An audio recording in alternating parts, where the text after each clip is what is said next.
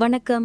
ஜோதிடத்துல ராசியும் லக்னமும் ஒருத்தரோட வாழ்க்கைய தீர்மானிக்கிற ரொம்ப முக்கியமான விஷயங்கள்னு சொல்லலாம். ஒரு ஜாதகத்துல லக்னம்ங்கிறது நம்மளோட உயிரையும், ராசிங்கிறது உடலையும் குறிக்கும். ஆமாங்க. நம்ம பிறக்கிறப்ப கிழக்கு திசையில எந்த ராசி தெரியுதோ அதுதான் நம்மளோட லக்னம். இது 2 மணி நேரத்துக்கு ஒரு தடவை மாறும். அதனால ஒரு நாளைக்கு 12 லக்னங்கள் மாறி மாறி வரும். அதனால தான் லக்னம் ரொம்ப துல்லியமான தகவல்களை கொடுக்குன்னு சொல்றாங்க.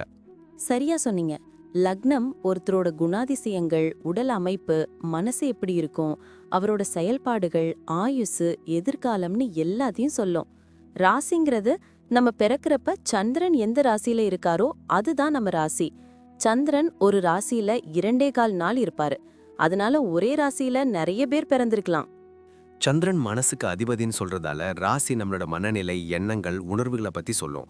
தினமும் பார்க்குற ராசி பலன் கூட இந்த சந்திர ராசியை வச்சு தான் சொல்லுவாங்க. ஜோதிட ரீதியா பார்த்தா லக்னம் தான் ஒருத்தரோட முழு வாழ்க்கையும் தீர்மானிக்கிற முக்கிய காரணி. ஆமாங்க. நம்மளோட ஆளுமை, சிந்தனை, செய்யற வேலைகள், அதிர்ஷ்டம்னு எல்லாத்துலயும் லக்னம் தான் முக்கிய பங்கு வகிக்கும். ராசி அதுக்கு துணையா செயல்படும். ஒருத்தருக்கு லக்னமும் ராசியும் ரெண்டும் நல்லா இருந்தா அவரோட வாழ்க்கை நல்ல முன்னேற்றமா இருக்கும். மேலும் லக்னம் மற்றும் ராசிக்கு அதிபதியான கிரகங்கள் ஜாதகத்துல எப்படி இருக்குங்கிறதையும் பார்க்கணும். ஒரு கிரகம் லக்னப்படி கெடுதல் பண்ற மாதிரி இருந்தாலும் ராசிப்படி அதே கிரகம் நல்ல பலன்களை கொடுத்தா அந்த கெடுதல் குறைஞ்சு நல்லதாவே மாற வாய்ப்பு இருக்கு. அதனாலதான் ஒரு ஜாதகத்தோட பலனை முழுமையாவும் துல்லியமாவும் தெரிஞ்சுக்க லக்னம் மற்றும் ராசி ரெண்டையும் சேர்த்து பார்க்கணும். இப்போ நாம ஒவ்வொரு ராசி மற்றும் லக்னக்காரர்களோட தனித்தன்மைகள், அவங்க வாழ்க்கையில நடக்கிற முக்கியமான விஷயங்களை பத்தி விரிவா பார்க்க போறோம். இந்த பதிவை முழுசா பார்க்கறதுக்கு முன்னாடி நீங்க இன்னும் நம்ம சேனலை சப்ஸ்கிரைப் பண்ணலன்னா இப்பவே சப்ஸ்கிரைப் பண்ணிக்கோங்க. பக்கத்துல இருக்கிற பெல் பட்டனையும் கிளிக் பண்ணி வைங்க. அப்போதான் நம்ம போடுற ஒவ்வொரு புது பதிவும் உங்களுக்கு உடனே தெரியும். சரி வாங்க, இனி வீடியோக்குள்ள போகலாம். இன்னைக்கு நாம ஒரு சுவாரஸ்யமான தலைப்பை பத்தி பேச போறோம். கடகம் ராசி, துலாம் லக்னம் கொண்டவங்க எப்படி இருப்பாங்கன்னு பார்க்கலாமா?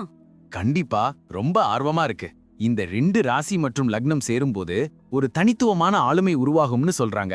என்னென்ன சிறப்பம்சங்கள் இருக்கும்? ஆமா, சரியா சொன்னீங்க.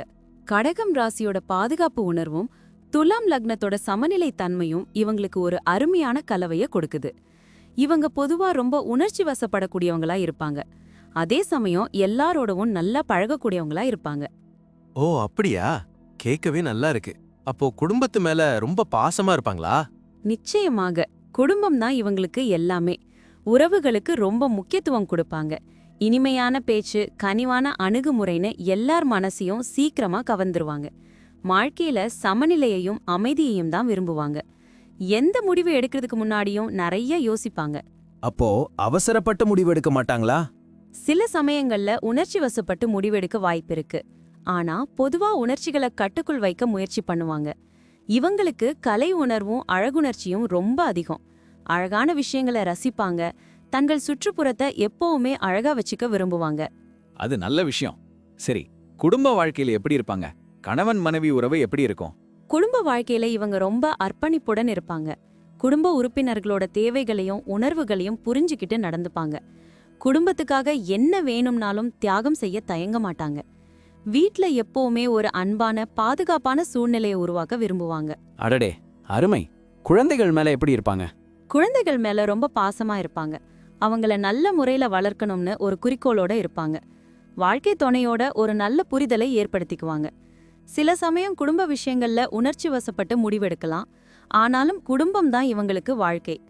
உறவினர்களோட நல்லா பழகி கூட்டு குடும்பத்துல வாழவும் விரும்புவாங்க. பிரச்சனைகளை அமைதியான வழியில தீர்க்க முயற்சி செய்வாங்க. கேட்கவே ஆச்சரியமா இருக்கு. தொழில் வாழ்க்கையில எப்படி இருப்பாங்க? என்ன துறைகள் இவங்களுக்கு சரியா வரும்? தொழில், வணிக வாழ்க்கையில இவங்க ரொம்ப வெற்றிகரமா இருப்பாங்க. கூட்டா சேர்ந்து செய்யற தொழில்கள் இவங்களுக்கு ரொம்ப நல்லா வரும். அழகு சாதன பொருட்கள், கலை பொருட்கள், உணவு தொழில், விருந்தோம்பல் போன்ற துறைகள்ல நல்ல வாய்ப்புகள் இருக்கும். சமூக சேவை தொடர்பான தொழில்கள்லயும் நல்ல ஈடுபாடு காட்டுவாங்க. அப்போ ரொம்ப நேர்மையா இருப்பாங்களா? ஆமா, ரொம்ப நேர்மையாவும் நியாயமாவும் இருப்பாங்க. வாடிக்கையாளர் திருப்தி தான் இவங்களுக்கு முக்கியம். பேச்சுவார்த்தை, ராஜதந்திர மூலமா தங்கள் வணிகத்தை வளர்த்துப்பாங்க. சவால்களை சந்திக்க தயங்க மாட்டாங்க. ஆனா சில சமயங்கள்ல உணர்ச்சி வசப்பட்டு முடிவெடுக்க வாய்ப்பு இருக்கு. அதனால கவனமா இருக்கணும். நீண்ட கால திட்டங்களோட செயல்படுவாங்க. நல்ல தலைமை பண்புகளும் இவங்க கிட்ட இருக்கும். வேலை பார்க்குற இடத்துல எப்படி இருப்பாங்க? வேலை வாழ்க்கையில தங்கள் பொறுப்புகளை நல்லபடியா நிறைவேற்றுவாங்க. டீமா சேர்ந்து செய்யற வேலைகள்ல சிறந்து விளங்குவாங்க. அலுவலகத்துல ஒரு நல்ல இணக்கமான சூழ்நிலையை உருவாக்க முயற்சி செய்வாங்க. கலை, இலக்கியம், வடிவமைப்பு, ஆலோசனை, மனித வள மேம்பாடு, கல்வி போன்ற துறைகள்ல நல்ல வாய்ப்புகள் இருக்கு. நிதி விஷயங்கள்ல எப்படி இருப்பாங்க? பணத்தை எப்படி கையாளுவாங்க? நிதி விஷயங்கள்ல ரொம்ப எச்சரிக்கையா இருப்பாங்க. பணத்தை சேமிக்கிறதுல ரொம்ப ஆர்வம் காட்டுவாங்க. எதிர்காலத்துக்காக முதலீடு செய்வாங்க. ஆடம்பர செலவுகளை தவிர்ப்பாங்க. ஆனா குடும்பத்துக்காகவும் அன்பானவங்களுக்காகவும் சில சமயம் அதிகமா செலவு செய்ய வாய்ப்பு இருக்கு. கடன்களை தவிர்க்க முயற்சி பண்ணுவாங்க. அசையா சொத்துக்கள்ல முதலீடு செய்ய விரும்புவாங்க. அப்போ உடல் ஆரோக்கியம் எப்படி இருக்கும்? என்னென்ன விஷயங்கள்ல கவனமா இருக்கணும்? உடல் ஆரோக்கியத்துல ரொம்ப அக்கறையா இருப்பாங்க. ஆனா சில சமயங்கள்ல மன அழுத்தம்னால சில உடல்நல பிரச்சனைகள் வரலாம். செரிமான மண்டலம், சிறுநீரகம் தொடர்பான பிரச்சனைகள் வர வாய்ப்பிருக்கு. உணவு பழக்க வழக்கங்கள்ல கவனம் செலுத்தணும். மன அழுத்தத்தை குறைக்க யோகா, தியானம் செய்யலாம். உணர்ச்சிகளை சரியா கையாள பழகணும். நல்ல தூக்கம், ஆரோக்கியமான உணவு ரொம்ப முக்கியம். குழந்தைகள் விஷயத்துல எப்படி நடந்துப்பாங்க?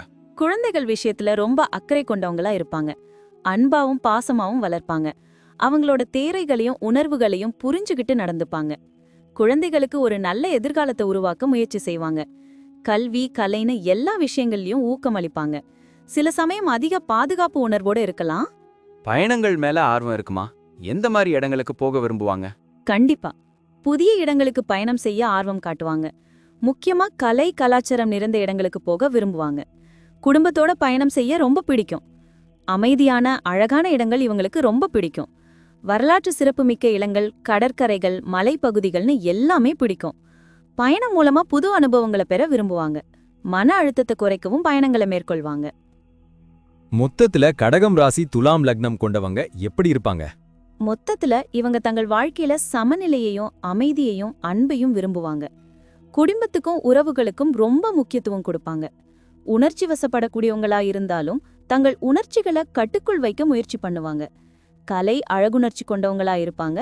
நேர்மையாவும் நியாயமாவும் செயல்படுவாங்க. பொதுவா இவங்க வாழ்க்கையில மகிழ்ச்சியாவும் வெற்றிகரமானவங்களாவும் இருப்பாங்க. இவங்களோட இனிமையான சுபாவம் பலரின் அன்பை பெற்றுத்தரும். ரொம்ப தெளிவா விளக்குனீங்க. ரொம்ப நன்றி. இந்த மாதிரி தகவல்கள் நிறைய பேருக்கு பயனுள்ளதா இருக்கும்னு நினைக்கிறேன். நன்றி. நன்றி. நான் இப்போ சொன்ன விஷயங்கள் எல்லாம் பொதுவான பலன்கள் மட்டும்தான். உங்களுடைய சுய ஜாதகத்தை பொறுத்து சில விஷயங்கள் மாறுபட வாய்ப்பிருக்கு. ஆனாலும் நான் சொன்ன பெரும்பாலான விஷயங்கள் உங்க வாழ்க்கையில நடக்கும்னு நம்புறேன். இந்த வீடியோ உங்களுக்கு பிடிச்சிருந்துச்சுன்னா நான் அடுத்து பாகம் 2 எடுக்க தயாரா இருக்கேன். பாகம் 2 வேணும்னா பாகம் 2ன்னு டைப் பண்ணுங்க. நிறைய நண்பர்கள் பாகம் 2 கேட்டா சீக்கிரமே பாகம் 2 வீடியோவை பதிவு செய்றேன். இந்த வீடியோ உங்களுக்கு பிடிச்சிருந்தா லைக் பண்ணுங்க, ஷேர் பண்ணுங்க, நம்ம சேனலை சப்ஸ்கிரைப் பண்ணுங்க, பக்கத்துல இருக்கிற ஆல் பட்டனை கிளிக் பண்ணி வச்சுக்கோங்க. அப்போதான் நாங்க போடுற வீடியோக்கள் உங்களுக்கு உடனுக்குடன் நோட்டிஃபிகேஷனா வரும். உங்களுடைய எதிர்கால வெற்றிக்கு என்னுடைய வாழ்த்துக்கள். நன்றி. வாழ்க வளமுடன்.